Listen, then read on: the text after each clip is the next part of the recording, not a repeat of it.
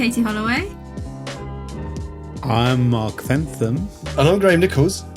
In all the discussion about waffles last week, we didn't get any chance to talk about any interesting books you received for Christmas. So would you like to share any before we delve into this today? We would, or at least I would. I have one called Faith in Exiles, which I it's called specifically... Faith for Exiles. For Exiles, which I... in Exiles would be funny. But anyway, Faith for Exiles, thank you very much for being on the ball. And it's by two guys who are from Barna Research. And it's basically about the young generation, youth and young adults. And it's all about how crucial discipleship is in a world where identity, anxiety, isolation, ambition, entitlement, and self-centeredness is kind of reigns. And it's a sort of combination of spiritual advice with lots of data. And there are depressing things like graphs that show you how much spiritual input in hours a young person might get compared to how long they spend on the internet or how long they spend on social media. So it gives you sort of depressing graphs, but actually it's got quite a lot of really encouraging stories of resilient young people who carry on through their faith into adulthood. And the difference is really how well they're being discipled and equipped to live in the digital world, but live in a kind of discerning way. So I'm really enjoying it so far. A little bit depressed, a little bit encouraged. And completely different, which I shouldn't think many people will necessarily buy. Completely different is John Owen, daily readings from my friend Lee Gatiss. And every day you get a text and you get a little bit of John Owen. So you get one text, like one verse of scripture and a little bit of John Owen. And in addition to a couple of other things I'm doing, I do that. And it's quite rich theologically, but it's pretty easy to follow. It's different in that it's not really an exposition of the verse. It's John Owen saying some piece of theology, really. John Owen the Puritan. John Owen the sort of Puritan. Is he a late Puritan? I think he's, I'm not quite sure what you'd call him. But yeah, it's really good. I'm really enjoying it. And I'm more as an example of it's sometimes good to mix it up, do some different things. Sometimes daily reading books are good. That's it. That's my recommendations. I'm reading another book about the gospel in Turkey, but I don't know whether it's any good or not because I've only read the first chapter. Okay, cool. Mark, any Christmas books? Any books you want to tell us about? I did not get our violins any out. books for Christmas. That is a sad, sad Christmas, Mark. The thing is, though, you get more books than anyone else in the average year. Probably. Because you do like your books. Yeah, I tend not to. Yeah. I wouldn't. I just don't. Christmas. So there we go. What was the last book you read that you would recommend? Well, I just finished reading a book called Alone Together by Sherry Turkle, who is an MIT professor. And it's really looking at a whole issue of how technology connects us, but actually in the end we feel, as the book says, alone together. And it's actually really quite startling. She does kind of an overview of the kind of development, particularly technologies, probably since she started, which was kind of late 70s, early 80s. Saw how robots developed, how that generation, my generation, grew up with kind of the early forms of kind of robotic toys that could just speak and tell to you, but then moved on now to technology of phones, etc., networking, and how that's the problems that that's causing. So all the good that it is, and whether we'd want robots to care for us in hospitals. Would you want a robot to turn you in your bed or wash you when you're unwell? Would that allow you to stay at home longer? Is there a combination of things? But I think that the premise overall is that although technology is great, in the end, I think that the phrase she talks about is the sense of we're so connected and yet we're so alone at the same time these days, and how sad that is really, and the impact of that kids, loss of attention, loss of what was the kind of thing, loss of empathy, unable to relate to others. We expect more from technology and less from other people. And if convenience control are our priorities, then we're going to go much more along those kind of lines because relationships are hard, messy, it's the kind of premise of wanting to be known, which is what biblically we are, isn't it? We're called to be known and to know. And we get a false sense of that through technology, through all the kind of social media apps that make us feel that we're known, but actually we're not, because we're actually often creating false identities online, or we're imagining ourselves to be something we're not. And it creates something that... Does she have any helpful solutions? Because she's not a believer, is she? She's not a believer. I think she's Jewish background. I think she doesn't have... the book isn't really aimed at kind of giving solutions. It's more kind of just raising the questions and the concerns, and actually how you slow down and connect. And it's really, she speaks, often about parents who are often a lot more at home and around, but they're often distracted by their phones, or they're doing emails, so they're not actually engaged with their kids. And kids are feeling that, even though they wouldn't admit it. Fascinating. Maybe that is a future ordinary. It's a good writer. It does overlap. You should read my book as a complement to that, because it takes all that kind of assumption and then tries to say, how do you build resilient disciples in that world? Yeah, they call it the digital Babylon, because it has many of the characteristics of Babylon in the digital age.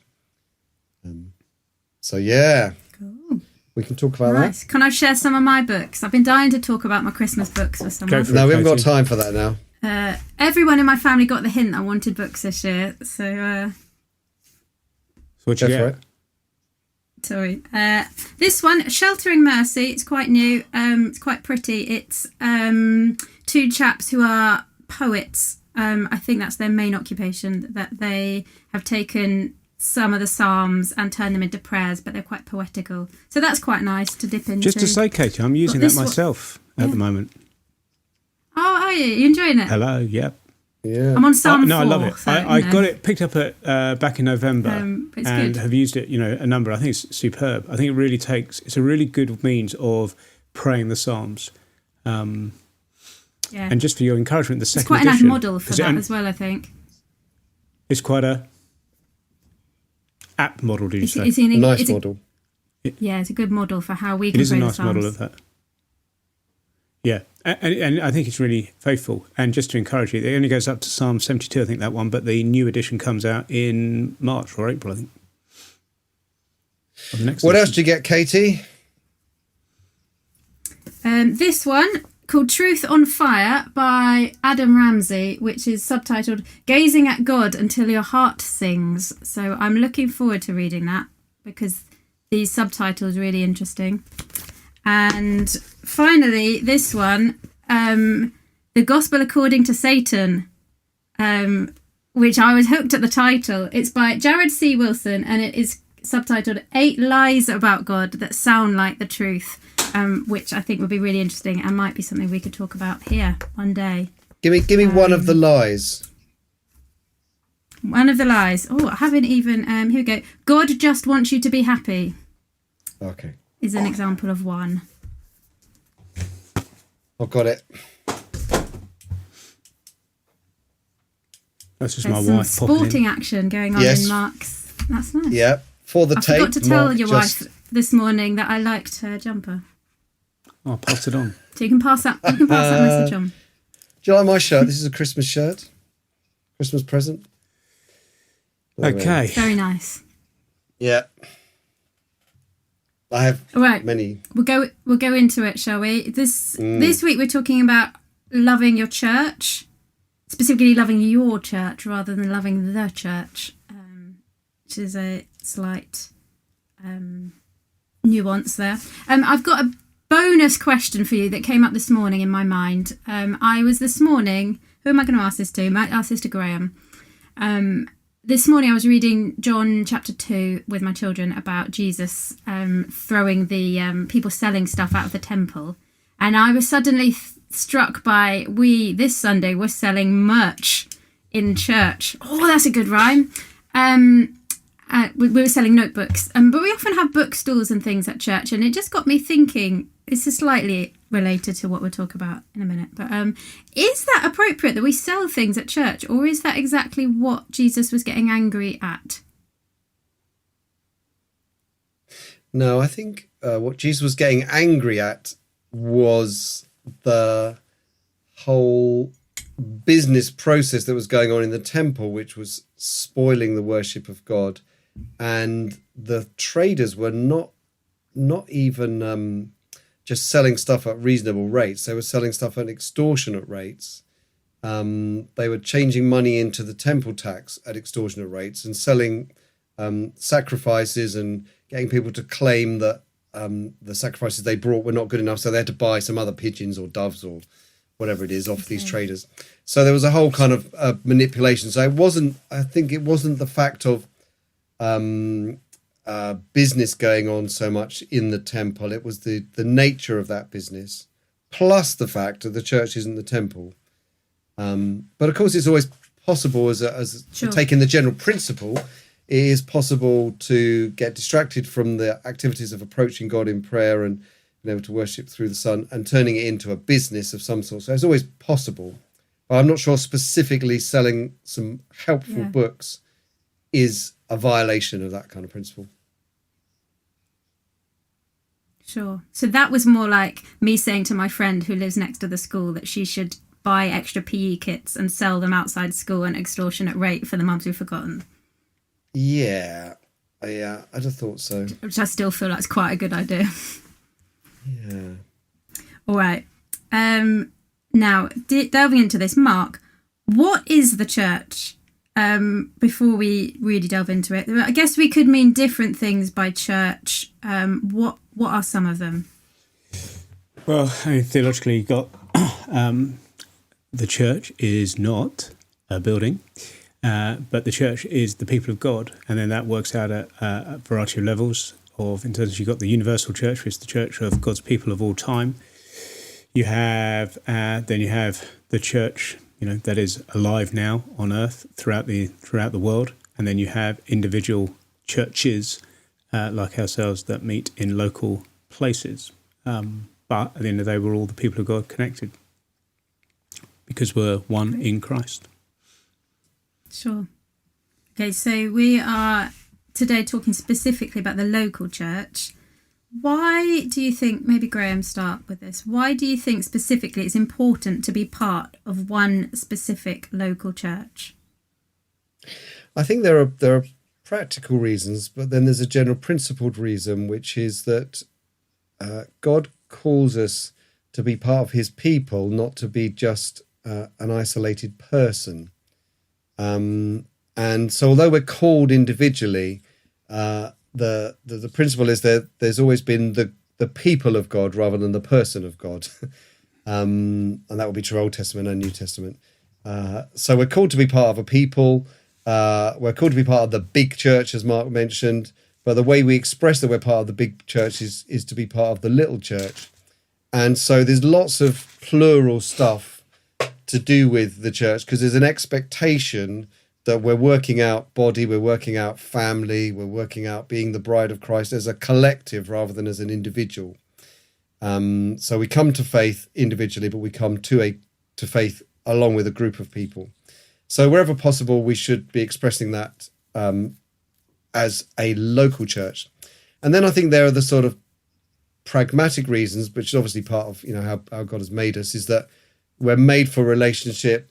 And that relationship, those relationships are particularly precious and useful in the church, in the body of God's people. All relationships are precious outside and inside the church, but they're particularly precious inside the church. And within that relational context, we can edify, build one another up, disciple, encourage, pray for, pick up when we fall down, all those kind of things, financially provide for at times. All those happen within community and lots of other things too. So there's a sort of principled reason is that we're called to be part of a people. And then there's a practical reason is there's loads of benefits, spiritual benefits to being part of a church, which God has kind of designed it that way. Yeah. Mark, what do you think is why is it important to be part of one local church to get those benefits like Graham has said, but some people might hop into several different churches or spend, 1 week at this church, 1 week at that church, and kind of alternate. Like, why is it better to commit to one local church? For a variety of reasons, but it follows on to what Graham was just saying then, in terms of, we're made to be a community, and there's a sense of we are made to be known and desire to be known, and you can't be known and know others well if you're flitting between different congregations. So, literally being connected, committed to one local church allows for that to happen. And I think if you're not committed to a local church, it's very hard for a local church, for people to observe you, to see you, to speak into your life. So when Paul speaks of the church, and he lays it out in his great, letter of Ephesians 4, he starts to speak of, speaking truth in love together so we build one another up. Well, you can't speak into someone else's life if you don't know them, because you're only there once, every 6 weeks because you're elsewhere. So you can't know others to be of help to them, and you can't be known by others, and so they can help you.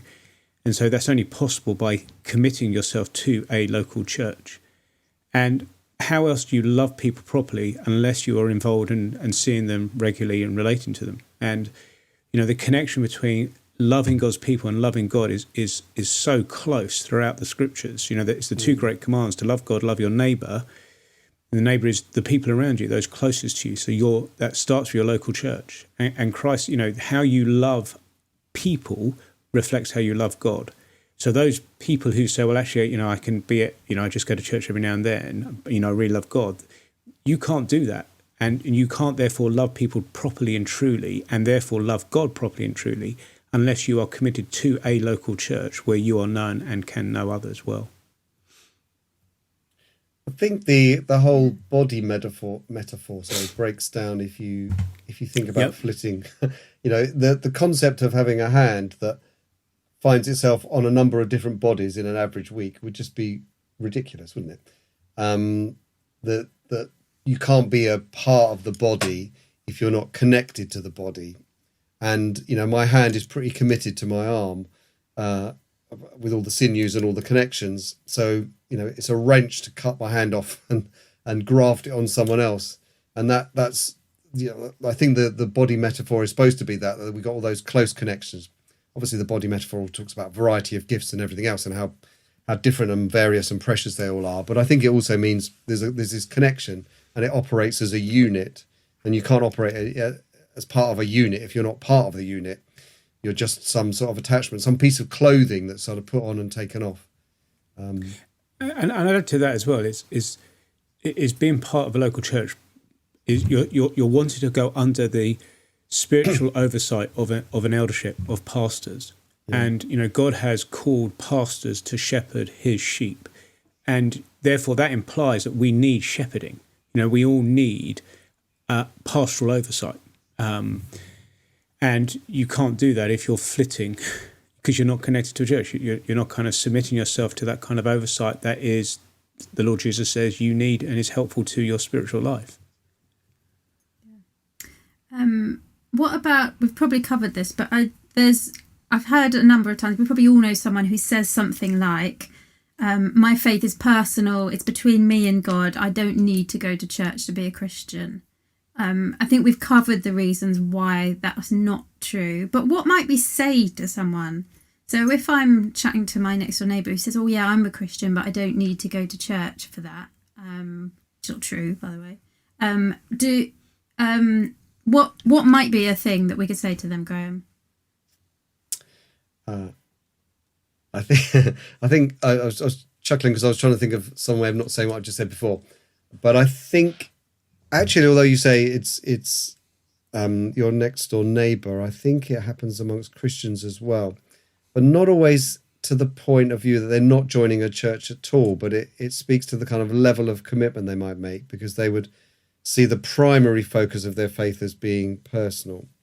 So I think whether it's to your neighbour or to another Christian, I think pointing them back to all the biblical metaphors, and just to say in lots of different ways, the Lord's Prayer is an us prayer. It's a together prayer. It's something that we pray together. It's not a me prayer. And that sense that God's people are a bunch of people rather than a number of isolated individuals who all have a sort of like spokes coming out from a hub. They're all just completely separate and isolated.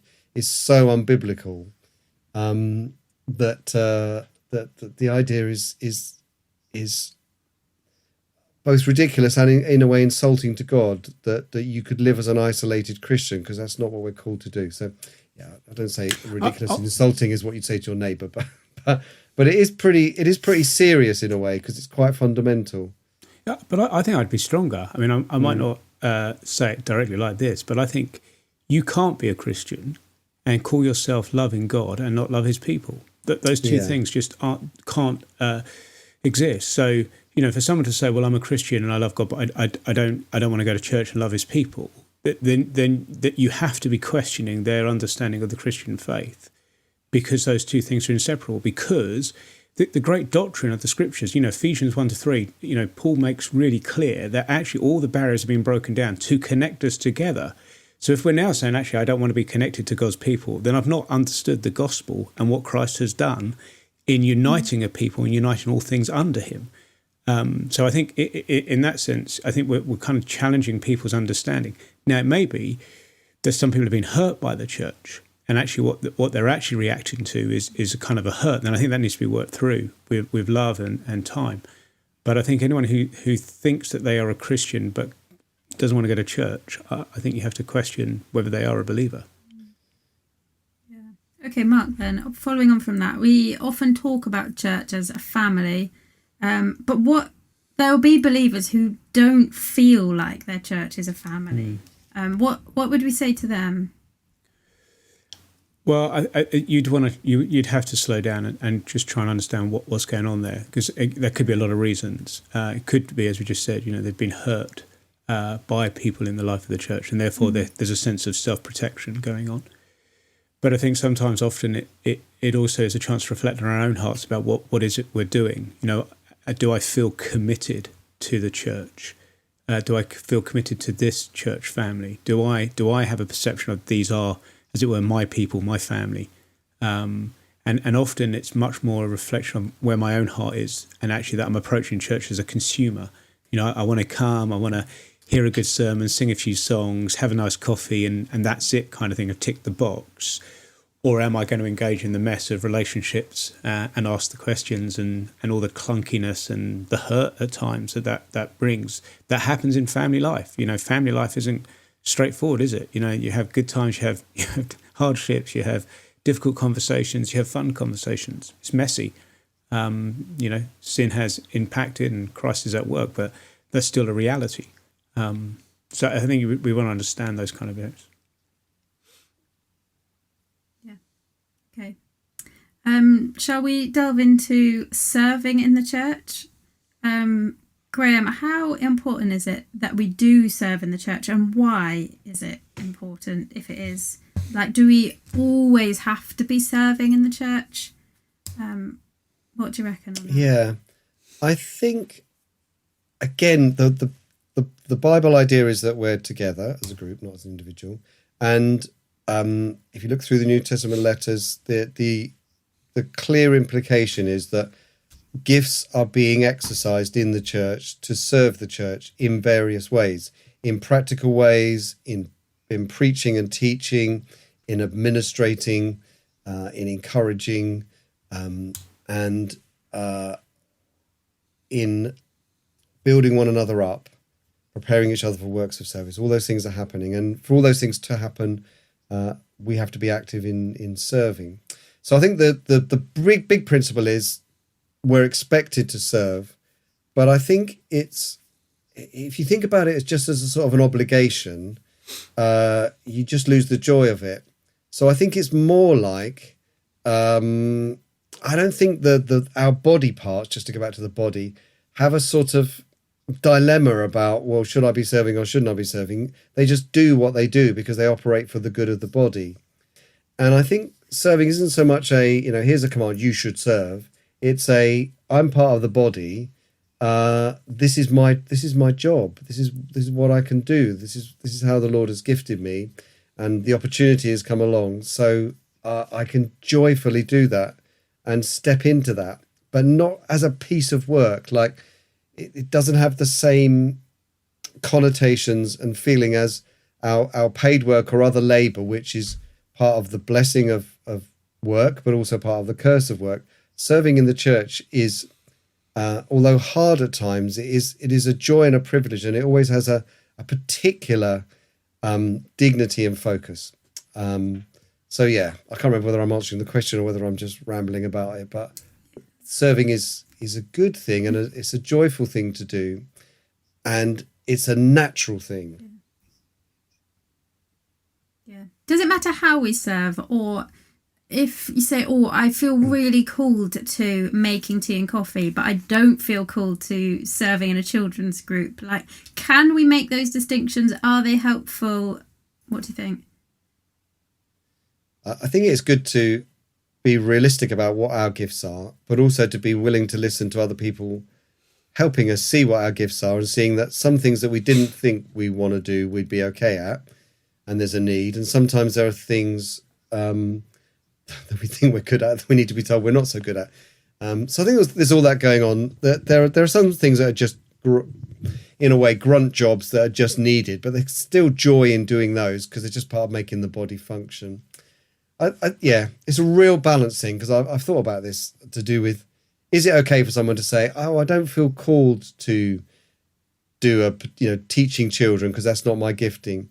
There's a degree to which you have to respect that and say, I can understand that, and I can also confirm that that's maybe not your primary gifting. Then find an area to joyfully serve elsewhere. Here's some ideas for you. But there is also a degree of saying, I actually think you could be quite good at that. I think you just lack confidence, or you lack the desire to serve, and you're being a bit lazy, and you just need a little bit of a nudge. So I think there's a bit of a balance there in that. I don't know if that's Mark's experience as well. Well, I agree. I think it's heart desire, isn't it? I think, I think sometimes it's echoing something of our society. So we use the called language, but it's echoing really my desire to, my consumerism. I'll do what I delight to do. Whereas actually sometimes serving is there is just a sense of I'm serving, and I'm getting on with it. And I think I think Graham would say the same. Our experience is that often folks who have a desire, I'll just serve where the need is. Yeah. The Lord often equips, and B, often they find a desire and delight in that. And I think it often becomes more of an issue in a bigger church than a smaller church. In a smaller church, it feels like all hands to a pump. In a bigger church, you kind of start to delegate and distinguish, roles in ways. And that's true. There are some who are just gifted at teaching, and, we recognise that and we want to encourage that. And there are others who are clearly not gifted at teaching and shouldn't be teaching children. We recognise, and, there are those things, but there are also just times where actually there's a need there, and I think I could do it. It may not be my favourite thing, but I reckon I could do it. I'll give it a go and see how it plays out. I think that's the kind of spirit you want in a believer. I see the need, so let's go. Let me see how I can help, and I'll trust that the Lord will work it out in that purpose. Yeah, I think there's a good phrase to watch out for as a sort of marker of a bad thing, really. So it's a bad phrase in a way. Is that I don't do ... I think is always difficult to hear from a Christian. I don't do prayer meetings, or I don't do kids work, or whatever it might be.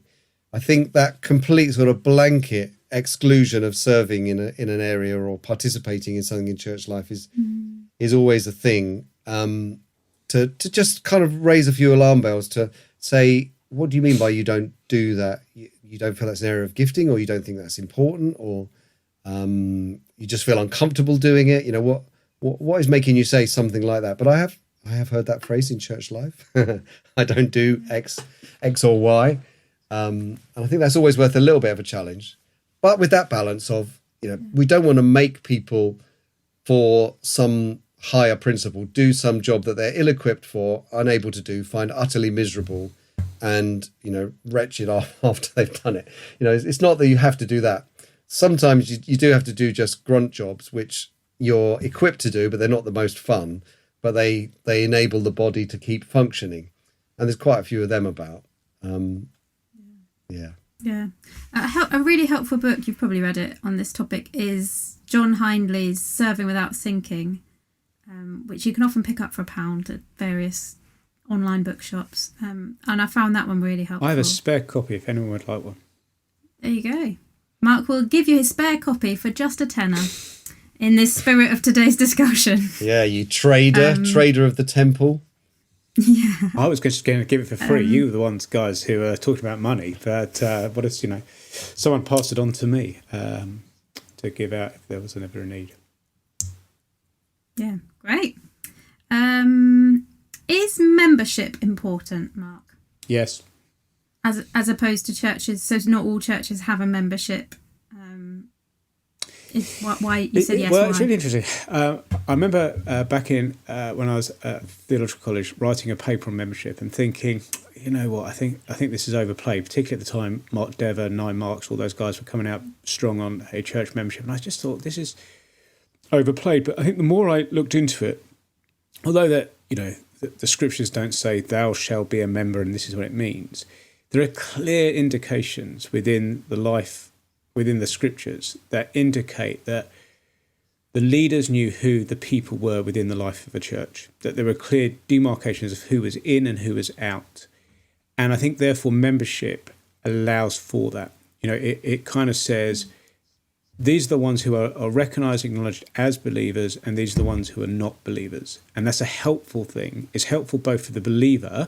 It gives them assurance of their faith. It gives them a sense of being part of the family, and it's helpful to the non-believer because they don't get a sense of we belong without really understanding the gospel, being able to explain it. And so I think membership's helpful from that. Membership's helpful for us as pastors because it gives a clear idea of those who we have a commitment to shepherd and care for in a way that we don't have a commitment to shepherd and care for those who are choosing not to be members, who are believers, for example. It also means there's a commitment to say, yep, I have a particular responsibility as a member to this local church, and although I love that other local church, I don't have a particular responsibility to them in the same way. So I think for all those reasons, it's helpful, and it's really helpful when it comes to issues like when things get tough and church discipline is needed to have that boundary that says you're in, you're out. It seems to be part of the ways in which the Lord uses to restore his people. Yeah, great, helpful. Okay, to finish off then, Graham, if someone's listening and they're not part of a church, they're not part of a local church, how might they go about finding one and getting stuck into one? What's a good first port of call? I think these days it's good to look on church websites, to be fair, because you can't visit them all at the same time that you can visit all their websites. So it's not a bad thing to have a quick look. Not so much at the quality of the website, because they vary. Even for good churches, they can have terrible websites at times. Yeah. But just to get a feel for what goes on at that church, and in particular to see what they're doing in terms of word ministry. And again, in our day, it's quite easy to find recordings of sermons and stuff. So that's a good start. But then start visiting and have as a criteria, are they faithfully preaching the word, and are they practicing being the body of Christ, imperfectly as they all will, but are they practicing being the body of Christ? So there will be other factors that influence us, which might be to do with what's the music like, have they got kids' work, is the environment, does it keep the rain out, and is it warm and comfortable, and what are the seats like? There may be things which work their way down the list of priorities. But majoring on, are they regularly preaching the Bible in a faithful way, which will help me and my family ultimately the best. That will be the best thing for helping me and my family. And then, but also, are they practicing it? Because they could be completely orthodox, but cold, a number of individuals who come along for a download of a sermon, and that's all they do. So you are looking out for community life as well, I think. And see that, find an imperfect church to join that is to some degree doing those things, and get stuck into it and make it even better. over there. As if all those book recommendations at the beginning were not enough, there's a final one. Tony and my readers, Love Your Church. If you're a member at Christchurch, you've probably got a copy, in which case read it. It is helpful. It's not completely teaching your granny to suck eggs. There's lots of really useful stuff in there. And the foreword is by Ray Ortland, if that's of interest to you. That alone should sell it. Yeah. Lovely. There we are. We'll see you next time.